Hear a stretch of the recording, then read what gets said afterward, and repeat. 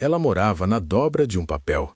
Uma menina de olhos grandes, cuja imagem, impressa em tinta já desbotada, ocupava menos espaço do que um dedo, mas guardava todo o peso do mundo daqueles meses.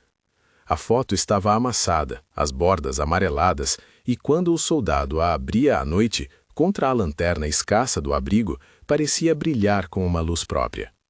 Ele a colocou no peito, por baixo do casaco, junto ao peito onde se guardam promessas. Conta-se, e essa história que vou contar é um retrato representativo, inspirado em cartas e relatos deixados por pracinhas, que um homem protegeu essa foto por 239 dias inteiros. Dias de viagem, de treinamento às pressas, de fome, de frio, de medo, de coragem e de silêncio. E que, ao final, a fotografia voltou sozinha para casa. Se você valoriza a memória e quer ouvir mais relatos como este, curta e siga. O ano era 1944. O mundo estava em convulsão, e o nome do Brasil, do outro lado do Atlântico, começava a aparecer nos mapas militares, com um cuidado que antes não lhe era dado. A presença brasileira no teatro europeu foi, em muitos sentidos, uma surpresa para os próprios aliados. Nas salas do Pentágono e nos gabinetes de Londres, discutia-se se enviar tropas do Brasil era apenas um gesto diplomático ou uma contribuição efetiva para a luta. O general George C. Marshall, como estrategista da aliança, e outros decisores, observavam um país que, para além de cordialidade e café, precisaria provar competência em uma guerra de aço e neve. Do ponto de vista político, a decisão de mandar uma força expedicionária não foi imediata nem natural. Havia interesses e pressões, um jogo de prestígio internacional e um desejo de Brasil por afirmar-se entre as nações que viriam a redesenhar o pós-guerra. Internamente, a Força Expedicionária Brasileira, a FEB, reuniu homens de diferentes ritos, línguas e cores. Havia fazendeiros e operários, estudantes e homens que nunca haviam saído de sua cidade. Eram pracinhas, apelido carregado com afeto e ironia, que deixavam famílias, roças, costuras, lojas e oficinas para vestir um uniforme e seguir ordens de generais cujos nomes passariam a constar nos livros de história. João Batista Mascarenhas de Moraes, à frente da tropa, Mark Clark, comandante americano com quem se articulavam as operações, Nelson de Mello, entre oficiais que organizaram batalhões. Havia desconfiança externa e um racismo institucionalizado em muitos dos países aliados que se impunha contra a ideia de que soldados brasileiros pudessem de fato disputar espaço num fronte europeu. No campo, essa desconfiança se manifestava de maneiras concretas, olhares de estranhamento, processos de integração que pareciam improvisados e uma sensação generalizada de que a tropa teria de provar seu valor. Mas provar valor não era apenas vencer batalhas, era revelar disciplina, aptidão para táticas coordenadas, resistência a um clima inimigo e, acima de tudo, uma coragem que vinha do íntimo. A FEB saiu do Brasil em um fluxo que misturava patriotismo e incerteza. O embarque em Nápoles, em julho de 1944, foi o cruzamento de dois mundos. O cheiro do mar, o relaxado sotaque italiano nos portos e a sensação de que uma página estava sendo virada na história do país. O soldado que guarda a foto não é um nome registrado aqui, é a síntese de muitos rostos. Ele era homem de cidade pequena, talvez de uma rua de paralelepípedo, com mãos calejadas de trabalho, ou não, poderia ser filho de barqueiro ou de sapateiro, e o que importa não é sua origem exata, mas a maneira como sua história se imbrica com a grande narrativa.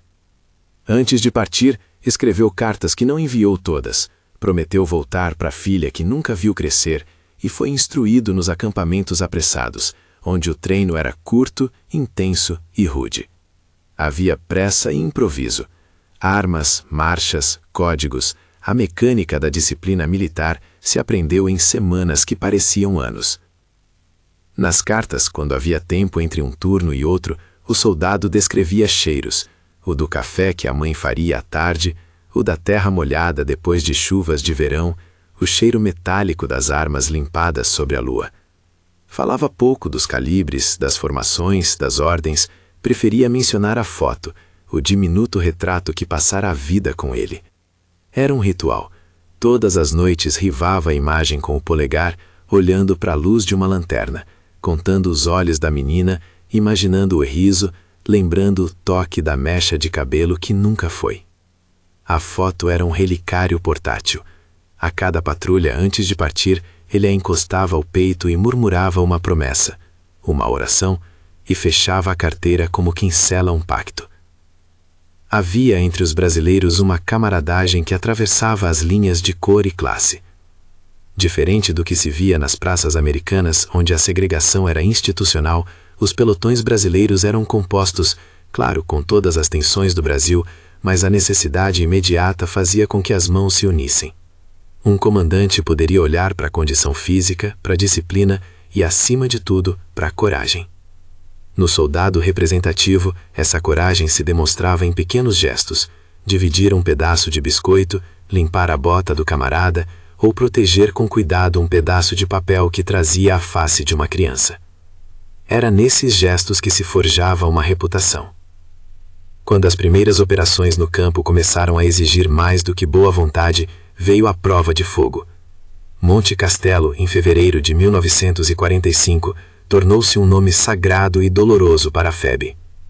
A montanha, situada na cadeia dos Apeninos, não era apenas um obstáculo geográfico, era um símbolo de resistência, um ponto estratégico que dominava rotas e garantia vantagem contra corpos mecanizados do inimigo. A ofensiva que envolveria Monte Castelo começou com um erro que muitos chamaram de lição.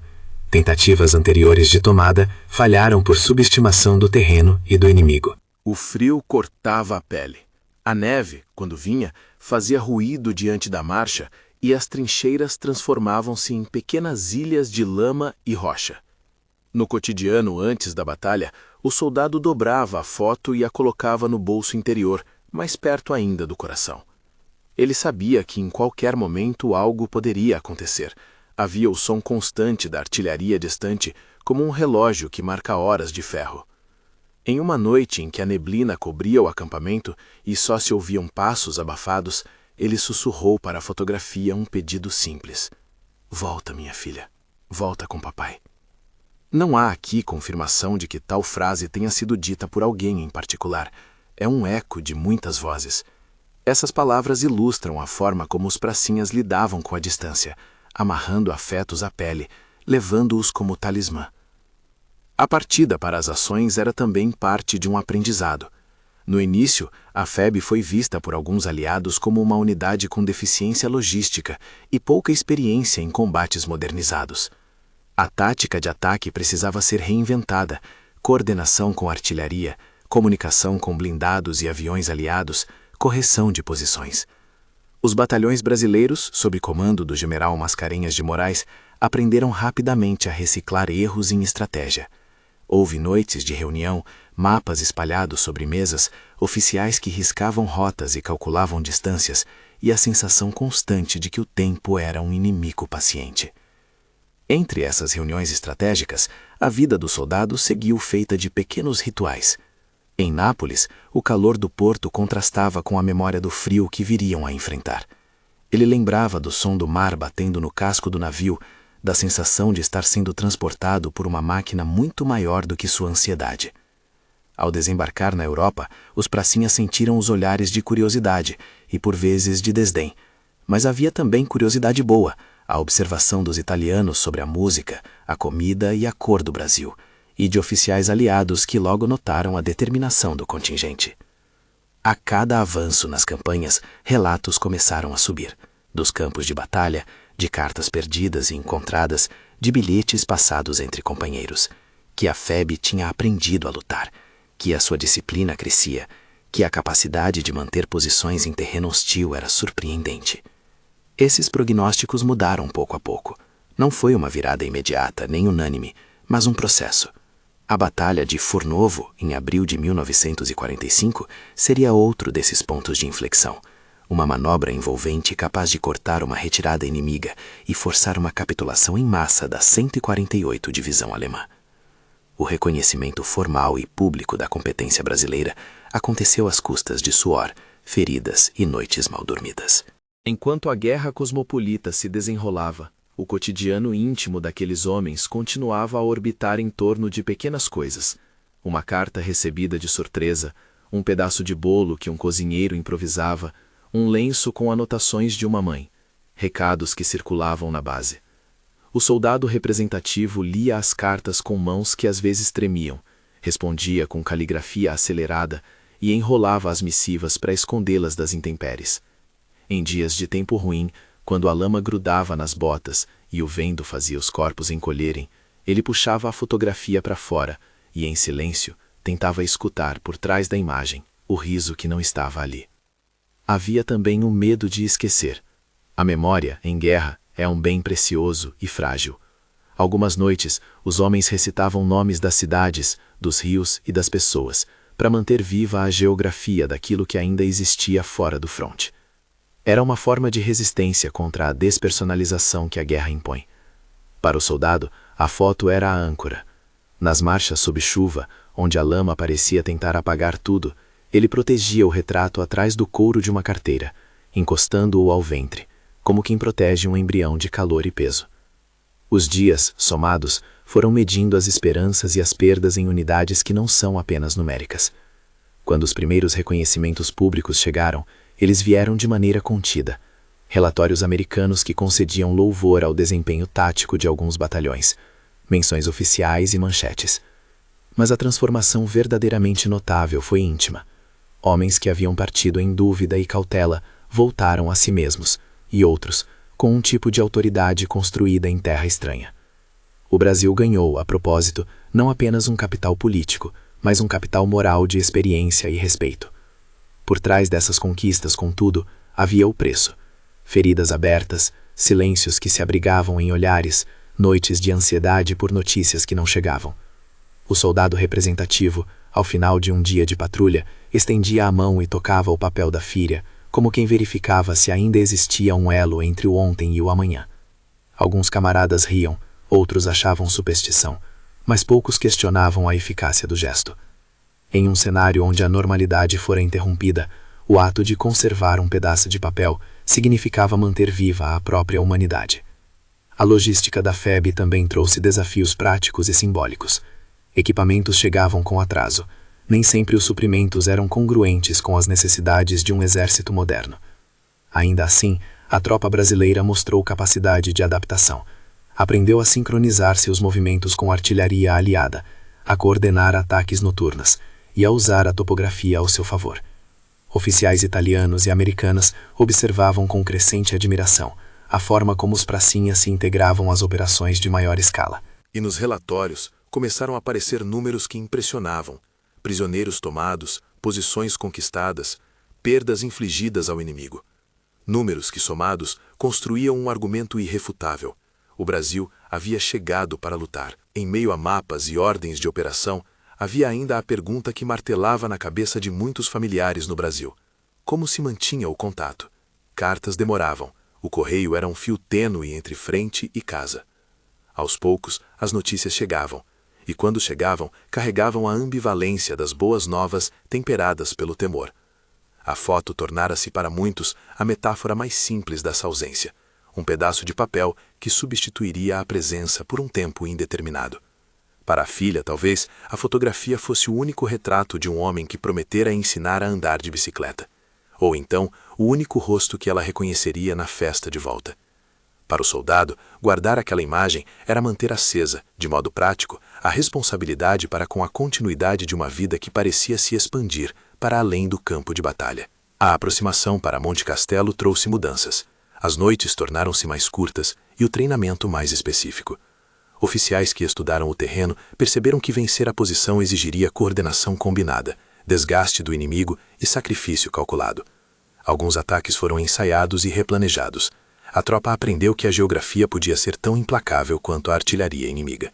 Havia também o elemento humano da fadiga, que, se não bem administrada, tornava qualquer estratégia inútil. Foi nesse contexto que muitos rituais pessoais ganharam intensidade.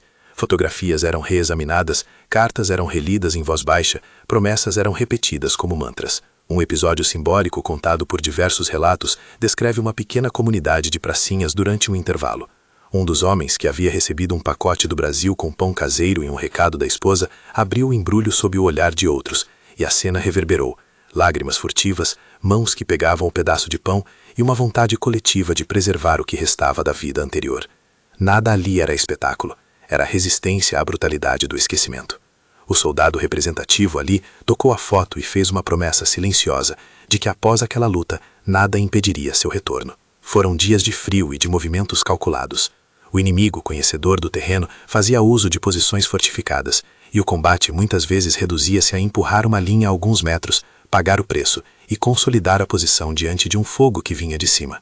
A FEB, embora inicialmente desacreditada, encontrou no rigor e no desejo de honrar a pátria o motor para resistir. A tropa aprendeu a usar artilharia e apoio aéreo, e a vantagem tática começou a mudar. Pequenas vitórias, uma colina tomada, uma resistência rompida, foram se somando a um reconhecimento internacional tardio, porém crescente. Em março e abril, enquanto a campanha avançava, a manobra em Fornovo exigiu das linhas brasileiras uma marcha forçada e coordenada para interceptar e impedir que grupos inimigos reagrupariam e fugissem em boas condições. A rendição da 148ª Divisão não seria apenas um resultado tático, seria uma demonstração clara de que a FEB podia, sim, executar operações complexas e produzir efeitos concretos em um teatro de guerra repleto de forças estabelecidas. Oficiais aliados e repórteres estrangeiros, os mesmos que outrora duvidaram, passaram a registrar a atuação brasileira como relevante. Ainda assim, as menções de louvor e as medalhas não apagam o custo humano. Nomes, rostos e histórias pessoais permaneceram marcados. Em todas essas movimentações, a foto seguia como ponto fixo na narrativa pessoal do soldado. Em noites de insônia, ele a tirava do bolso e a colocava sobre as mãos, como quem aquece algo frágil. Em dias de chuva, limpava a superfície com um pedaço de pano, com cuidado quase reverente. Não há nos relatos um único testemunho que diga que a fotografia foi a salvação. Ela era, antes, um fio que prendia o homem à memória e lhe dava sentido. Em cartas que circularam depois do conflito, alguns camaradas lembraram dos gestos dos outros, de um homem que guardava uma foto, de outro que voltava com um par de luvas, de outro ainda que salvou um rádio. Esses gestos somados compõem a imagem de uma tropa que se manteve humana em meio à desumanização. A narrativa histórica e a microhistória dessa fotografia caminham em paralelos. Enquanto as campanhas e manobras mostravam a FEB crescendo em capacidade e respeito, as histórias íntimas eram o que permitia humanizar estatísticas.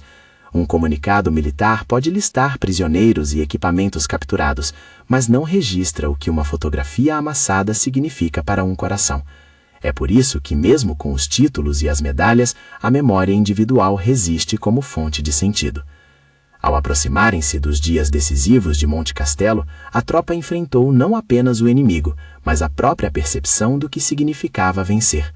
Havia o medo de que a vitória fosse paga com perdas tão grandes que o preço não valeria a recompensa imediata. Para muitos, a maior vitória seria voltar. Para outros, a vitória era a convicção de que o Brasil demonstrara algo essencial sobre si. Entre essas dores e certezas, o soldado apertava a fotografia e contava os dias.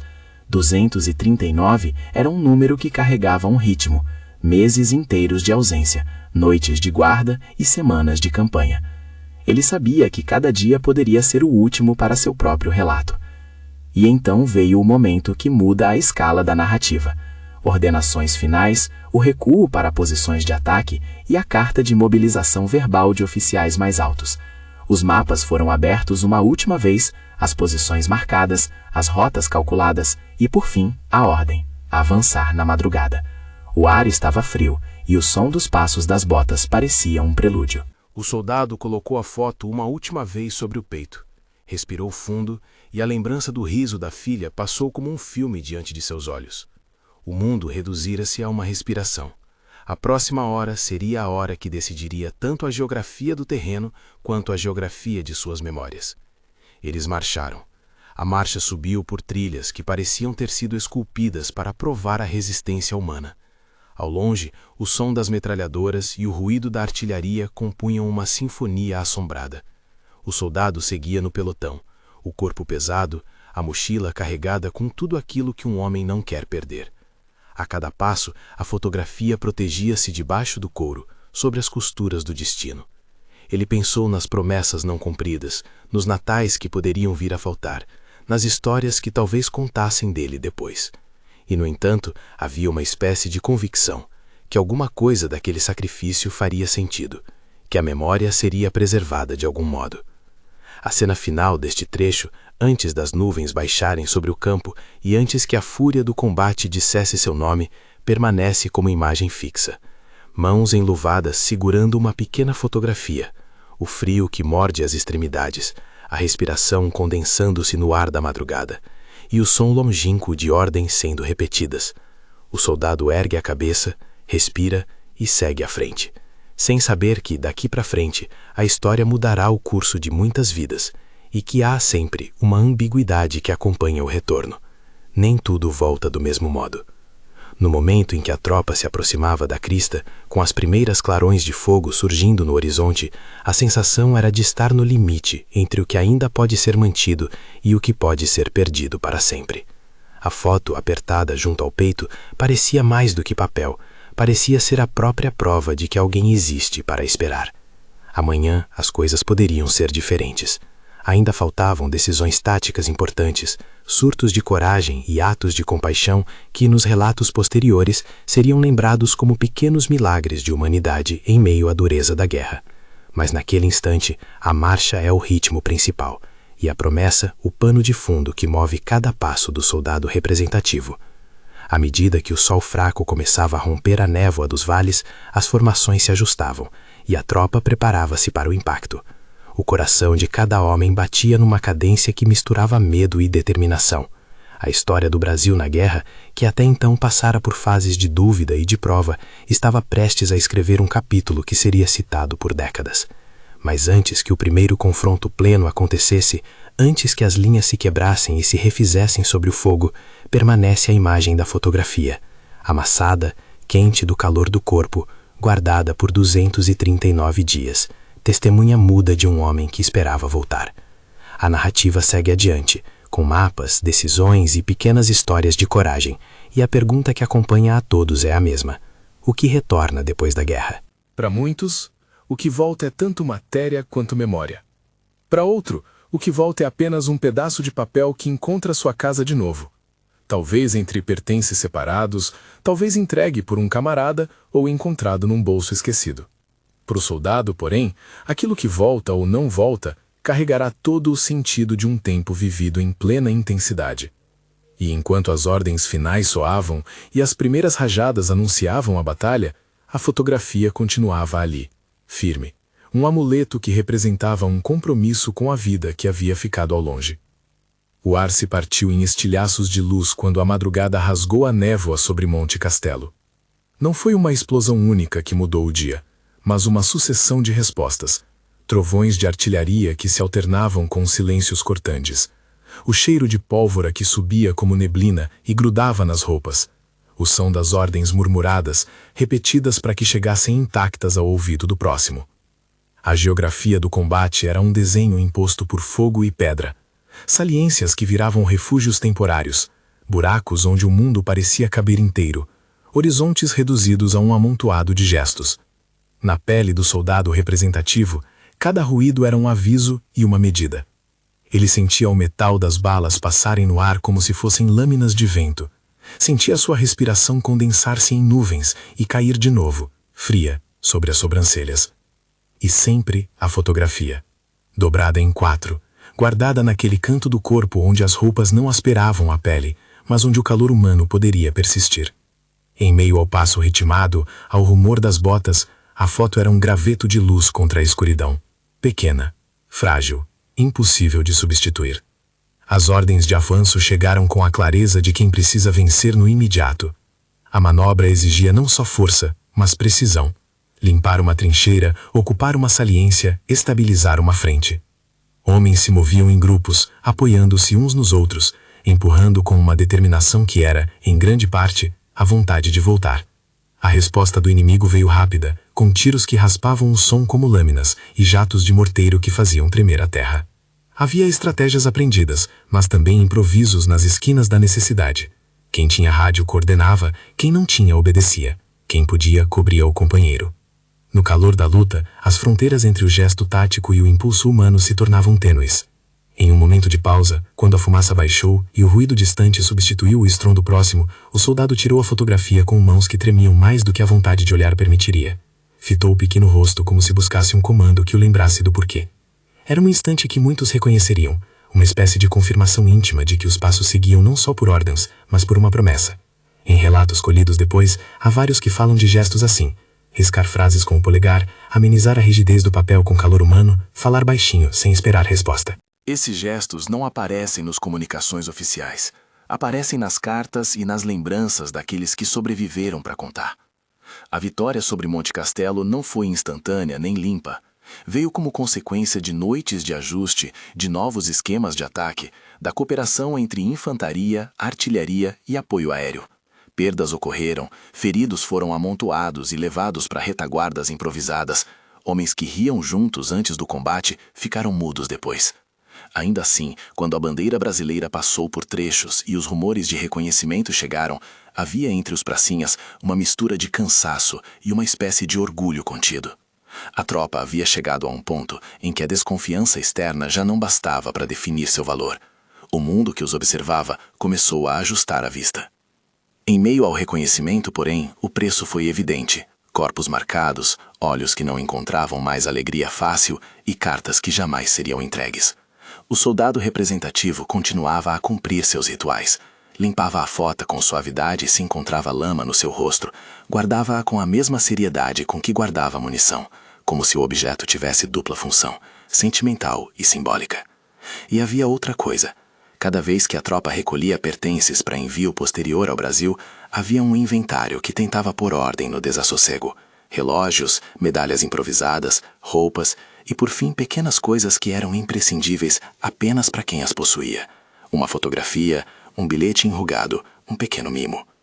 Os relatos que vêm depois da guerra mostram que muitas dessas peças circularam por vias oficiais e informais, entregues por camaradas, remetidas por serviços militares de repatriamento e, às vezes, desaparecidas em processos que confundiam corpos e papéis. Entre a tomada de Monte Castelo e o próximo grande movimento, o tempo se curvou em espera e trabalho de acerto. Foi nesse intervalo que a FEB ajustou seguidas lições: movimento coordenado, uso de apoio logístico aliado, disciplina para manter posição em condições adversas. Muitas das vitórias táticas acabarão por ser estudadas em relatórios que buscavam entender como transformar coragem em tática replicável. Em paralelo, multiplicavam-se histórias de quem havia salvo o rádio, de quem havia destruído um posto inimigo com astúcia, de quem havia cuidado de um companheiro ferido até o fim. A fotografia do soldado seguiu sendo, mais uma vez, o fio condutor do humano. A transição para Forlovo aconteceu em ritmo acelerado. Abril de 1945 trouxe um deslocamento decisivo. Marchas forçadas, ajuste de formações, uma manobra pensada para intervir na coluna inimiga em retirada. A logística da operação envolvia coordenação com unidades aliadas e planejamento que considerava tanto o relevo quanto o movimento das forças. A ideia era cortar a fuga, cercar e forçar a rendição. Para a FEB, a participação nessa manobra era mais do que uma ação militar. Era uma demonstração clara, diante de aliados e adversários, de que a tropa brasileira podia executar uma clássica manobra de envolvimento. Na manhã em que se iniciou o movimento, uma tensão diferente pairava no ar, uma espécie de expectativa ansiosa. Todos sabiam que aquele seria um momento para mostrar o acúmulo de aprendizado. A marcha foi dura, com trechos em que a velocidade era chave para não permitir que o inimigo se reagrupasse. O solo, quando batido por colunas de homens, cantava em respostas mudas. Havia um cansaço antigo e novo, porque a sucessão de combates e o esforço físico acumulado cobravam tributos no corpo e no espírito. A Operação de Fornovo resultou na rendição da 148ª Divisão Alemã, um evento de grande simbologia. Não foi uma mera captura de homens, mas a demonstração de que, em conjunto com aliados, as forças brasileiras podiam influenciar o desfecho local de grandes movimentos. Em repórteres e oficiais que cobriram a cena, houve reconhecimento e relatos que contam a estranheza de quem, anos antes, duvidara. Tratava-se de um novo capítulo, onde a opinião externa se ajustava às ações no terreno. Importa dizer, contudo, que esse reconhecimento não foi universal nem imediato. Foi um processo de construção que exigiu persistência, competência e muitos sacrifícios. No desenlace dessa manobra, muitos pracinhas ficaram na lembrança por pequenos atos. O sargento que guiou um carro blindado por terreno traiçoeiro, o corajoso que salvou uma bandeira de pelotão, o outro que reteve uma posição até o apoio chegar. E havia os objetos, testemunhas silenciosas. Um capacete riscado, um cinto furado, uma fotografia enrolada em pano. Relatos compilados depois da guerra descrevem maneiras distintas pelas quais pertences foram reunidos e enviados. Por meio de serviços mensageiros, por camponeses locais que encontraram bolsos vazios e os entregaram, por colegas que levaram lembranças de batalha para o setor de repatriados. Em muitos casos, essas narrativas são fragmentos, peças soltas, que juntas montam um mapa imperfeito das relações entre casas e frentes. O retorno da fotografia para casa, o que o título desse relato evoca como a foto que voltou sozinha, tem diferentes versões, dependendo da memória e da fonte. Em alguns relatos, a imagem reapareceu entre os pertences de um soldado identificado como falecido, cuidadosamente embrulhada e registrada para envio ao endereço da família. Em outras, chegou graças ao zelo de um camarada que, sobrevivente, fez questão de devolver aquilo que considerava essencial. Há também versões em que o objeto foi entregue pelo serviço de correio militar, que também cuidava de enviar bens pessoais não reclamados. Todas essas vias existem na documentação de processos de repatriamento de pertences de guerra, e todas representam alternativas prováveis para o mecanismo pelo qual objetos tão pessoais retornaram. Mas é importante frisar, a história do soldado em particular, aquela cuja fotografia foi protegida por 239 dias, permanece aqui como um retrato representativo, uma composição inspirada em cartas, memórias e relatos coletivos, e não como um documento identificador de um indivíduo singular. O que chama a atenção, de qualquer forma, é o efeito simbólico dessa volta, a imagem que chega ao lar, às vezes sem o dono, às vezes entregue por uma mão amiga, às vezes enviada por instituições que organizaram a logística pós-conflito. A fotografia fazia o caminho contrário, não atravessava um mar de inimigos, mas um mar de procedimentos e distâncias humanas. O gesto de devolver a foto dizia em sua própria linguagem que algo daquele homem havia sobrevivido ao caos, um vestígio de vida que poderia ser tocado, abraçado e talvez lembrado em voz alta à mesa de um jantar que agora parecia mais caro. Em lares pelo Brasil, o recebimento de objetos da guerra é um momento que mistura alívio e horror. Receber a fotografia era para muitos como conter uma ausência em papel. Garantia que em algum ponto alguém havia tomado conta daquilo que era íntimo. Para famílias que receberam pertences sem o corpo, e esses casos existiram, o objeto se transformava numa evidência palpável de um destino que a notícia oficial talvez não deixasse claro. Em cartas endereçadas depois para alguns oficiais, parentes pediam detalhes e explicações. Em outros casos, contavam que preferiam a imagem ao silêncio, mesmo que a imagem fosse apenas um pedaço de memória. Os familiares da filha imaginária, ou de qualquer filha que tenha recebido uma fotografia daquele tipo, reagiam com emoções diversas: alívio horário por ter algo do pai, dor que reabria feridas, gratidão aos que cuidaram da remessa. A fotografia, nessa hora, era menos o retrato de um corpo e mais um ponto de conexão com histórias que ainda precisavam ser recontadas. Por isso muitos se apegaram à imagem como a última prova de presença. E quando a foto voltava sozinha, muitos entendiam que mesmo se o homem não tivesse retornado, a promessa dele persistia num fragmento de papel. No Brasil, o pós-guerra trouxe mudanças que se manifestaram em políticas, na vida pública e em histórias privadas. A participação da FEB foi instrumental em várias frentes para o reconhecimento internacional e, internamente, contribuiu para transformações simbólicas no modo como o país se via. A exposição de brasileiros no cenário europeu serviu para evidenciar capacidades e, ao mesmo tempo, abrir questionamentos sobre as tensões sociais que o país carregava, especialmente no que tocava às contradições raciais. Soldados negros voltaram com uma autoridade moral que para muitos deveria traduzir-se em direitos e reconhecimento.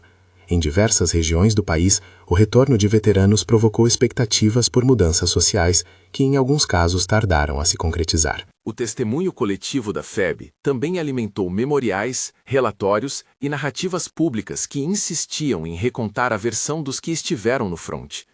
Jornais, registros oficiais e as próprias vozes dos veteranos foram compondo um mosaico que buscava contar não só as vitórias táticas, mas também o preço humano. Em discursos públicos e em encontros de antigos combatentes, a fotografia como símbolo muitas vezes recorria, não apenas como objeto material, mas como uma metáfora daquilo que se carrega e que deve ser preservado. E assim, memórias individuais como a do homem que guardou a fotografia por 239 dias foram incorporadas ao imaginário coletivo como exemplos de fidelidade, de sacrifício e de amor. A ambiguidade final, a foto que volta sem o homem, é precisamente o ponto que faz a história resistir ao simplismo.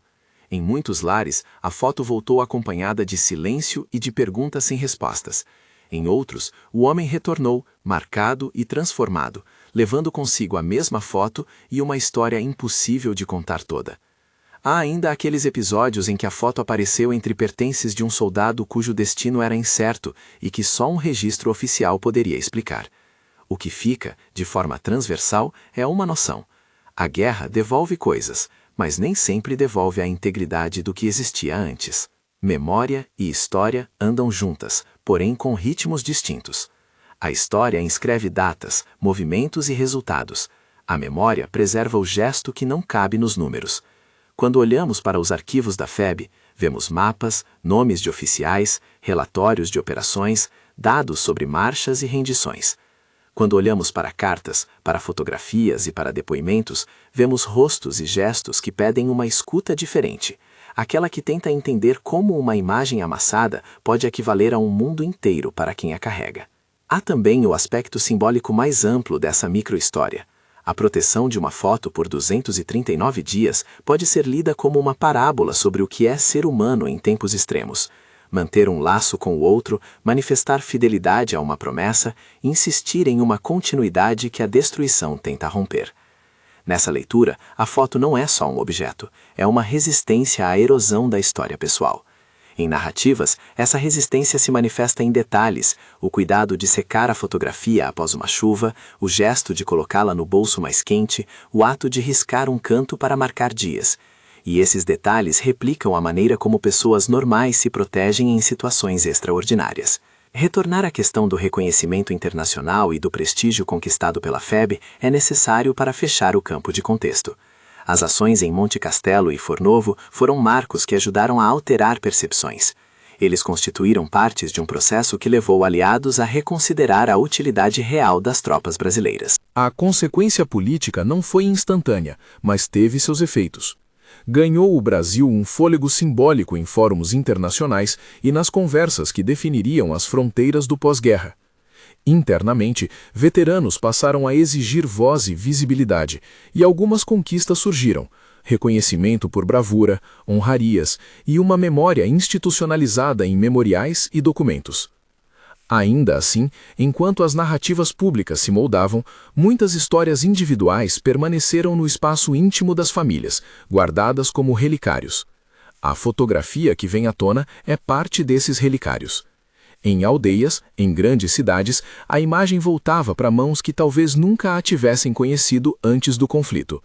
Em alguns casos, a fotografia era exibida em reuniões familiares como prova de um sacrifício e como item capaz de aproximar gerações.